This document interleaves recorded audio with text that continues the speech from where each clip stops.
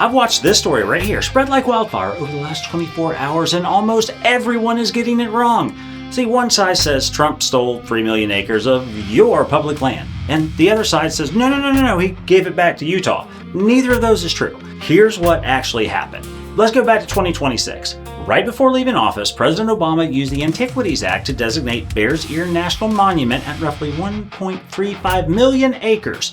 Grand Staircase-Escalante had already been designated back in 1996 by President Clinton.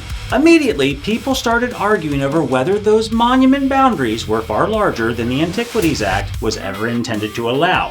In 2027, President Trump reduced the monument boundaries. In 2021, President Biden restored them. Now in 2026, Trump has reduced them again.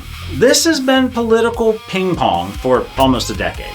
Now, here's where social media completely lost its goddamn mind. I saw one outdoor Facebook page, and I'm not even going to give them the satisfaction of naming them, claim these guys stole your public lands, that they're personally getting rich, and that their donors are cashing in. Look, folks, I get it. We all use clickbaity thumbnails. We all write headlines that make people stop scrolling. That's social media. But at least get the damn facts right before you start making up random shit and conspiracy theories. Nobody stole your public land. The land wasn't sold. It wasn't privatized. It wasn't transferred to the state of Utah. It is still federal public land. And despite what you've probably read, hunting was already legal in Bears Ears and Grand Staircase-Escalante under Utah regulations, and it remains legal today.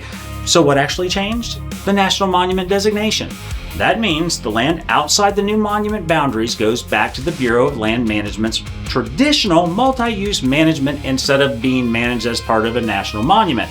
Multiple use management can allow things like grazing, timber, where applicable, road maintenance, habitat projects, wildfire mitigation, recreational, and yes, it can also make future energy and mineral development possible if individual projects go through the required federal review and permitting process.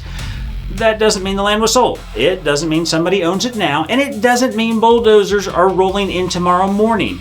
And it sure as hell doesn't mean somebody stole your public land. Now, before somebody pulls up my comments from yesterday, let me save you the trouble. You see, I commented on another post that Trump gave this land back to the state of Utah. I was wrong.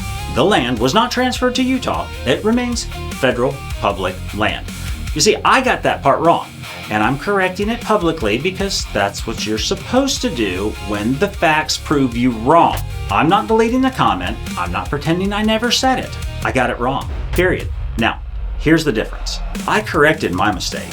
The page that kicked this whole thing off is still telling people their public land was stolen, that these politicians are personally getting rich, and that their donors are cashing in without presenting evidence for any of it. That's the difference between making a mistake and pushing a narrative.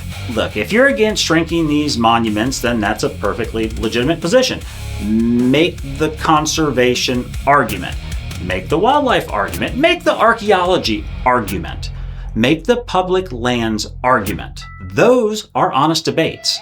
But don't tell people their land was stolen when it wasn't. Don't accuse people of corruption unless you've actually got evidence. And don't sacrifice facts just because the truth isn't dramatic enough to go viral.